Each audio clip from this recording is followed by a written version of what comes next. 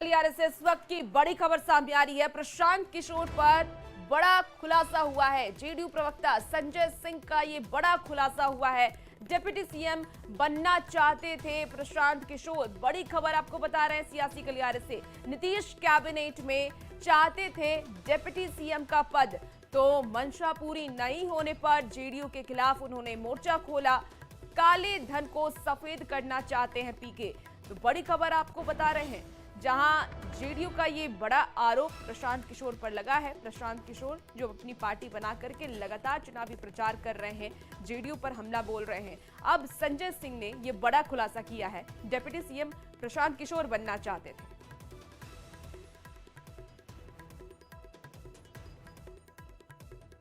JDU के MLC Sanjay Singh. Sanjay ji, Prashant Kishor लगातार आपके पार्टी की तरफ हमलावर है, आप प्रेस कॉन्फ्रेंस कर रहे हैं, क्या है मामला? देखिए, जन स्वराज के जो संस्थापक है प्रशांत किशोर जी, ये आपको मैं बताना चाहता हूँ, ये नेता नहीं है, व्यापारी है।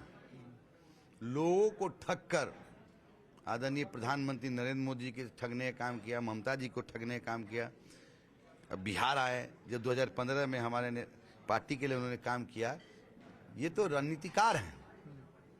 तो नीतीश जी इनको बहुत सम्मान दिया, चुनाव के बाद इनको उपाध्यक्ष बनाया।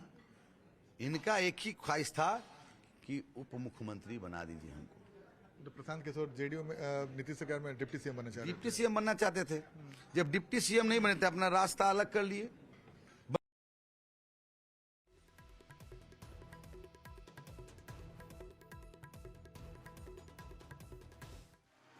पर एक बहुत बड़ा बयान जेडीयू की तरफ से दिया गया। जेडीयू की तरफ से संजय सिंह ने यह बड़ा बयान दिया है कि प्रशांत किशोर जो कि जन स्वराज के संस्थापक हैं, वो डिप्टी सीएम बनना चाहते थे, वो उप मुख्यमंत्री बनना चाहते थे, और जब उनको पद नहीं मिला तब वो जेडीयू से अलग हो गए, अपनी पार्टी बनाए, और आज वो नीतीश कुमार पर हमलावर रहते हैं। देखिए, इसी साल बिहार में विधानसभा के चुनाव होने और चुनाव के मद्देनजर बयानबाजी का दौर जारी है, एक दूसरे पे आरोप प्रत्यारोप का दौर जारी है। ज्यादा जानकारी के साथ न्यूज 18 संवाददाता आनंद अमृत राज इस वक्त हमारे साथ जुड़ गए हैं, उनसे हम पूरी जानकारी लेंगे। आनंद, एक बहुत ही बड़ा आरोप जेडीयू की तरफ से लगाया गया जब ये कहा गया कि प्रशांत किशोर डिप्टी सीएम बनना चाहते थे। इस पूरी कहानी के पीछे की वजह क्या रही, और पहली बात ये कि कब ये मांग उठी कि डिप्टी सीएम बनना चाहते थे प्रशांत किशोर?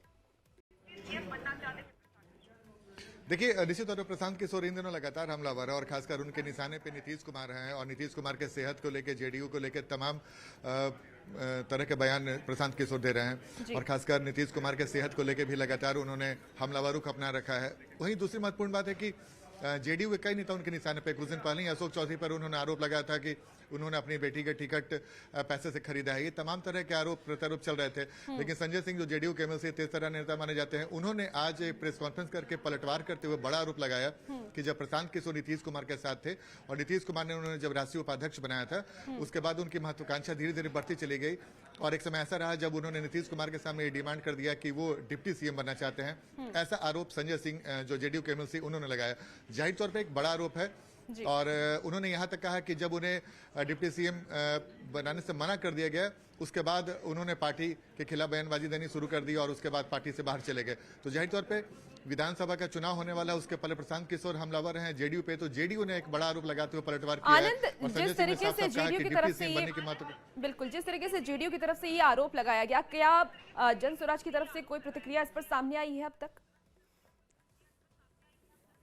देखिए, प्रशांत किशोर का बयान क्या होगा ये देखना दिलचस्प होगा, क्योंकि अभी तुरंत ये बयान संजय सिंह की तरफ से आया है जी। अब संजय सिंह के इस बयान पर सिर्फ एक संजय सिंह का बयान नहीं माना जाएगा, क्योंकि जेडीयू की तरफ से आरोप लगाया गया। तो अब प्रशांत किशोर इस पूरे मामले पर क्या कुछ कहते हैं ये देखना दिलचस्प होगा। लेकिन मुझे याद है कि आज से कुछ महीना पहले, एक दो साल पहले, तब राष्ट्रीय अध्यक्ष ललन सिंह, उन्होंने भी ये कहा था कि प्रशांत किशोर उनके पार्टी में इसलिए भी बेचैन थे क्योंकि उनकी इच्छा थी कि भाई वो डिप्टी सीएम बने। लेकिन जब उनकी मांगों को नहीं माना गया, उसके बाद उन्होंने पार्टी छोड़ा, और कुछ दिनों के बाद अब संजय सिंह ने भी यही आरोप लगाया। तो जाहिर तौर पे कहीं न कहीं जेडीयू के नेताओं का इस तरह का बयान प्रशांत किशोर को लेकर ये संकेत तो करता ही है कि कुछ तो बात रही होगी। अब ये देखना दिलचस्प होगा कि इस पूरे मामले पर प्रशांत किशोर का जवाब क्या होता है। लेकिन आज जेडीयू ने जो आरोप लगाया प्रशांत किशोर पर, कहीं न कहीं प्रशांत किशोर के लिए एक बड़ा आरोप प्रशांत किशोर पर हो सकता है कि क्या उनकी ये महत्वाकांक्षा थी कि जब जेडीयू में थे और राष्ट्रीय उपाध्यक्ष बनाए गए थे, और एक बड़े रणनीतिकार के तौर पे नीतीश कुमार के साथ जुड़े थे और उनका प्रशांत किशोर का ये भी दावा था कि 2015 के विधानसभा चुनाव में उनकी वजह से महागठबंधन को जीत मिली। तो क्या इतने बड़े रणनीतिकार के बाद क्या उनकी नजर थी बिहार में डिप्टी सीएम की कुर्सी पर, ये देखना दिलचस्प होगा। लेकिन जेडीयू ने जब ये आरोप लगाया है तो कहीं ना कहीं इसका जवाब अब प्रशांत किशोर को देना होगा कि जो उन पर ये आरोप खासकर जेडीयू की तरफ से लगाया गया है।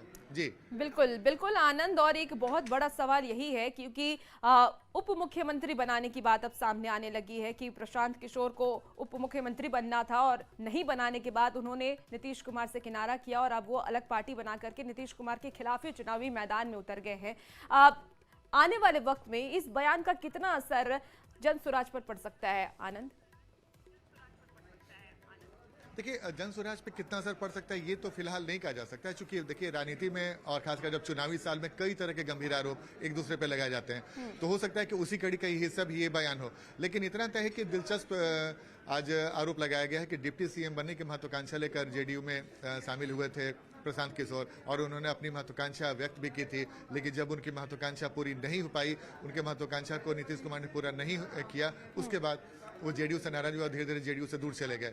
तो जाहिर तौर पे एक बड़ा आरोप है और प्रशांत किशोर बार बार कहते हैं कि उन्होंने अपनी पार्टी बनाई है, वो बिहार को बदलना चाहते हैं, उनकी कुर्सी को लेकर कोई लालच नहीं उनके मन में।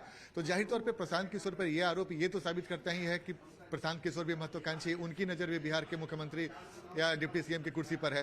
तो इस तरह के अगर आरोप लगाए जाते हैं, वो भी तब जब आप लगातार ये कहते हैं जनता के बीच में उन्हें पद की कोई लालच नहीं है, पद की कोई इच्छा नहीं है, उस बीच में अगर इस तरह का आरोप, खासकर उस पार्टी ने आरोप लगाया जिस पार्टी से उन्होंने अपनी राजनीति की शुरुआत की थी, उसके पहले प्रशांत किशोर बीजेपी के लिए भी चुनावी रणनीतिकार के तौर पे काम कर चुके थे लोकसभा चुनाव में।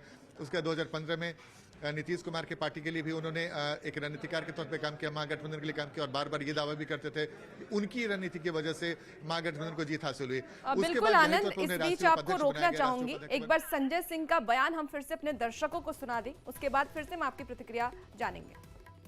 इस वक्त हमारे साथ मौजूद हैं जेडीयू के एमएलसी संजय सिंह। संजय जी, प्रशांत किशोर लगातार आपके पार्टी की तरफ हमलावर है, आप प्रेस कॉन्फ्रेंस कर रहे हैं, क्या है मामला? देखिए, जन स्वराज के जो संस्थापक है प्रशांत किशोर जी, ये आपको मैं बताना चाहता हूँ, ये नेता नहीं है, व्यापारी है।